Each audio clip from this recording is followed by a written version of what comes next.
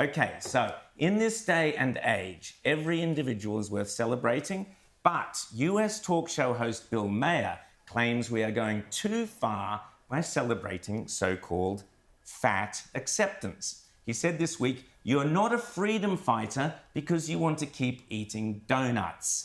Michael Koziol, does he have a point? Funnily enough, Rowan, I was in a restaurant in London about a month or so ago, and one of my, probably most left-wing friends was saying... Dollar in the jar. Dollar in the jar. But it's an important point to make because, he was of that, persuasion, and he was actually railing against this idea of fat acceptance, saying, it's outrageous that, we're saying that this is okay and, it's unhealthy, the science is in. And we were sort of saying, chiding him, saying, you think you're so progressive.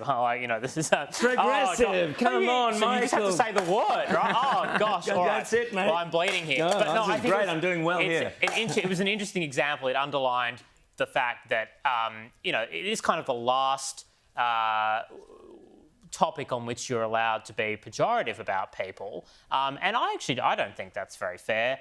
I actually think we should treat people nicely and humanely and respectfully, and I think the fat acceptance movement has done a couple of very good things. It's awoken people to the reality, and I think allowed people to speak up about the reality that not everyone finds, abs and six-packs and all that to be the most attractive and the only attractive type of body. And it's, made people realise that, well, actually, no, you do have to treat everyone with respect, and people can be very happy with their body at any size, and that's fine. Sophie, very quickly, your thoughts on that?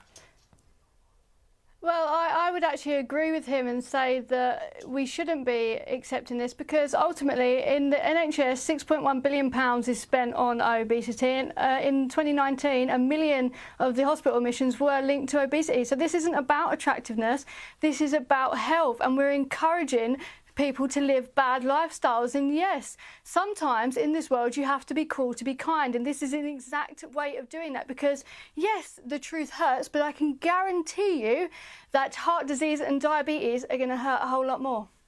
James, Sophie did well, not a penny in the jar. First, Rowan, I just want to give $20 to Michael just to help him out. If you could pass I'm going to need it. Perfect, that goes in the jar as well. A bit later. So, quickly. Look, recently in the UK, a charity called Cancer Research advertised that obesity is the leading cause of preventable cancer behind only smoking. And they were immediately accused of fat shaming.